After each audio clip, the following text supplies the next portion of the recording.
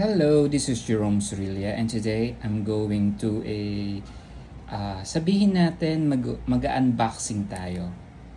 Or just going to open a Kinder Joy wherein yung toy niya is Funko. This is officially licensed by DC and Funko. So, nakabili na ako nung nakarang araw and I was so glad na nakuha ko si Batman. Nung bumalik ako sa grocery, parang naengganyo uli ako na bumili uli ng Kinder Joy. Because iba yung saya Natuwa ako na ito yung na-receive ko, nakuha ko from the toy. So, kakaiba kasi siya na yung parang surprise box or surprise something na hindi mo alam na kung ano yung makukuha mo. Yung kasi na-experience ko during that time and it lift my spirit kahit na sobrang stress ako sa job ko. Now, galing ako sa job, sa trabaho ko, kaya let's open this one. Diba ang cute? Si Batman na Funko. Ito, actually maraming Funko Pero this is the second time I'm going to try and wish my luck. So, buksan natin. Dati hindi talaga ako nag-ano ng Kinder Joy. Binibigay ko lang sa pamangkin ko to. Pero ngayon, gusto ko na siya. Yes, of course. Andito ata yung toy. Andito yung pagkain. Buksan natin yung food. I don't know kung pare-pareho ba. Pero sa Philippines, it's more on milk chocolate siya na with... hindi ko siya mabuksan. Bubuksan ko pa ba to? Kailangan pa ba? I think everybody's familiar with it na. I have difficulties in opening it. Ayan, nabuksan ko na. Ganyan lang siya. And then, here's the scooper. Right. Ayan. Ibebend mo to para makuha mo yung so you can dig in with this one. Yeah, milk chocolate siya. It's good for me.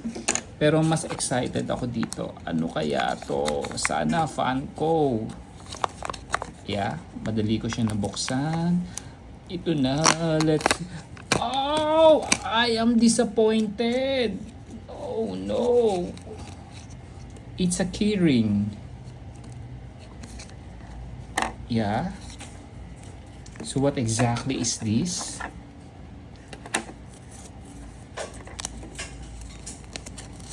Yeah, sometimes kasi your surprise mo is nakakatuwa, minsan hindi. Pero this time, hindi ako natuwa. Pero what's important is nakakuha na ako nito. Si Harley pala to. Yeah, may sticker and you're going to place this one sa sticker. And then, ito kasi yung mga Funko Pwedeng si Catwoman, pwedeng si Flash, pwedeng si limited na na Batman, si Flash uli, si Batman. Ito yung mga yung mga keyring. Ang pinakuha ko man din nasa pinakadulo, si Harley Quinn. Pero it's okay na rin. Ano ba tong si... puro mga keyring. Ito lang yung yung Funko. Yeah, ito yung sa likod. Okay. Na pala siya. Yan na siya. Ganito pala. Yan. Ilagay daw natin to si Harley Quinn. There's Harley Quinn. And all I have to do is to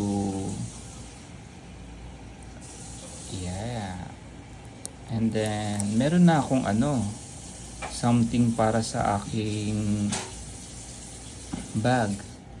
Well, happy na ako dito. Ito, ilalagay ko talaga sa bag ko. Ito is okay with me. Yeah. Number 1 talaga yung first timer is alak talaga. Kasi ito yung nakuha ko. Second time around, ito. Quite disappointed ako, pero okay na rin. So, that's everything. And bye for now.